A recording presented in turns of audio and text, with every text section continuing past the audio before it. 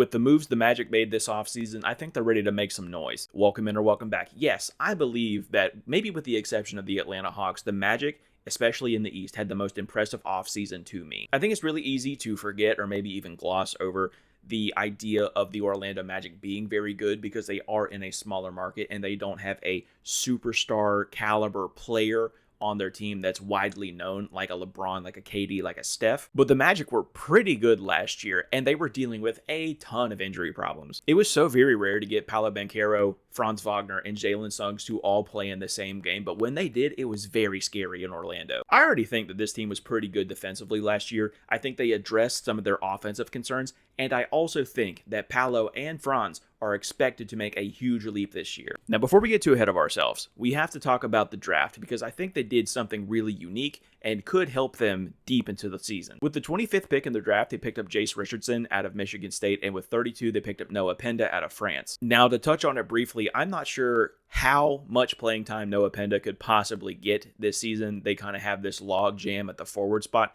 but I do like his game. I think that he's a very connective piece, much like a Nicholas Batum, like a Boris Diaw, those kind of guys on those teams. Will he play a lot? No, probably not, but I think that he could be used in a pinch. It's the Jace Richardson pick that intrigues me the most. If he was drafted by any other team in the league, I would just kind of have written him off as this small guard that would be attacked defensively, like an Isaiah Thomas back in the day, like a Cam Thomas now. I just wouldn't think of it that much. Honestly, I would kind of pencil him in to be a great G League player, but not get a ton of burn in the NBA. I think that the Magic were one of the best defensive teams in all the league last year. They needed that offensive scoring punch. That's what got them into trouble during a lot of games last year. They just couldn't finish it out on the offensive end. But with bringing in someone like Jace Richardson, the person who has the ability to light it up and score in bunches, I think that you are able to add that dimension to your team. And while you're already so good defensively, you can camouflage his defensive shortcomings. I think Jace's most prized ability, especially for this team, is his three-point shooting. Last year at Michigan State, he shot 41%. He only shot 3 3-pointers a game.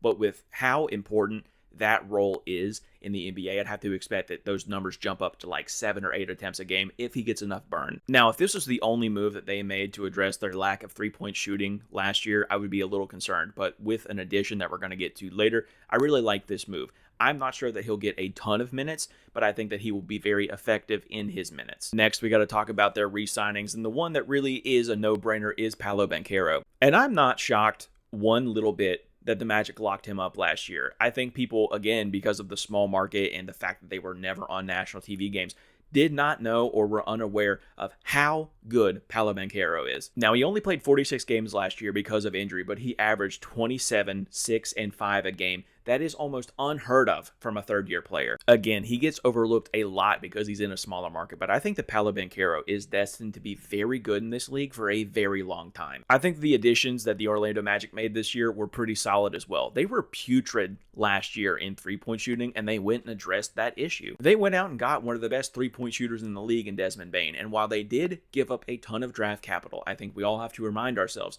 that draft picks are not real. Draft picks are only real if you need them to be. If you need to convince yourself that this young 18, 19, 20-year-old is going to be very good for your team. If you don't need that, if you already have a roster like the Magic do where everybody seems ready or is getting ready to take that leap, those draft picks are imaginary. I think that the Magic are in a similar position as the Grizzlies were last year. Can't imagine a lot of people got to watch those games if you didn't have League Pass or found another way to watch those games, but Desmond Bane was hooping last year. Ja Morant was in and out of the lineup last year, and that caused Desmond Bane to be more on the ball, and because of that, he showed his ability to be a 3-level scorer. I think that because of the way the Magic's roster is constructed, early in the year, we're going to see Desmond Bane in this catch-and-shoot role with them, but during the season, when the injuries happen, when Paolo and Franz go out, we're going to put the ball in Desmond's hands. And again, I know that a lot of people didn't get to watch Grizzlies games last year, but that team probably had the worst injury luck in the entire league. They ran out a trillion different lineups, so Desmond Bane was able to put up very good stats with very limited help. I think that when those opportunities present themselves and Desmond Bane is the guy on the floor, we're really going to be able to see who Desmond Bane is as a player. And then Tyus Jones to the Magic was probably my favorite singular move in all of free agency. I'm a big fan of facilitators of the rock, and Tyus Jones is one of the best in the league to do that. While I very much do believe in the ability of Paolo and Franz and Jalen Suggs to be a facilitator, that's not really what they do. None of those guys are really pure facilitators, and Tyus Jones was born to sling the pill. I think very clearly Tyus Jones was brought in to make everybody else's life easier on that roster, and it wouldn't surprise me not one single bit if at the end of the year we're talking about him in Sixth Man of the Year conversation. Now let's talk departures. We have Cole Anthony, KCP, and Gary Harris.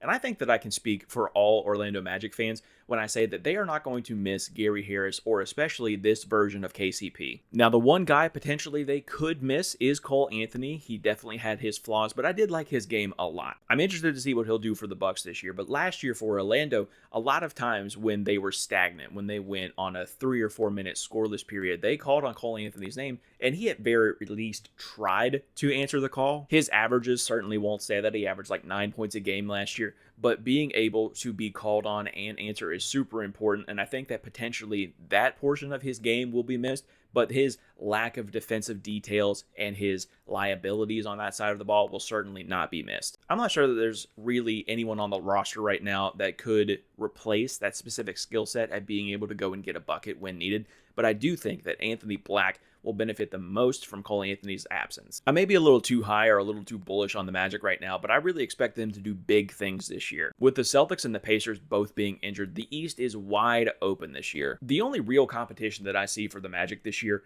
are the Knicks, the Cavs, potentially the Hawks. I see a real scenario at the end of the year where they're the 3rd seed, maybe even higher. I think that the team may be a little bit too young to make it to the Eastern Conference Finals, let alone the NBA Finals, but I do think that this year could give them the lumps they need to win in the future. Again, you have to remember that the Magic were injured a lot last year, and they still managed to win 47 games. So I'd have to imagine that with all of the additions that they made this year, we're probably looking at a 50-win team in the Magic. I think their absolute ceiling as a team is 55 wins. I know that that's very lofty, and I don't want to put those expectations on a very young team, but I would be shocked if they won any less than 48 games. Regardless of the win count, I think that this could be a very important year for the Magic. They probably won't win any hardware. They may have a shot at the NBA Cup. I definitely don't see them winning the NBA championship. But again, I do think that they will at least learn how to win in the future. What do you think the Magic are going to do this year? Let me know down in the comments below. While you're down there, check my description. I got a link tree down there with all of my stuff, and I am everywhere.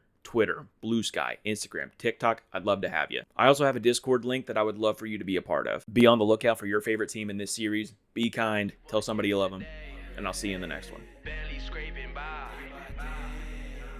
trying to stop puffing. I'm trying to be one of the greats.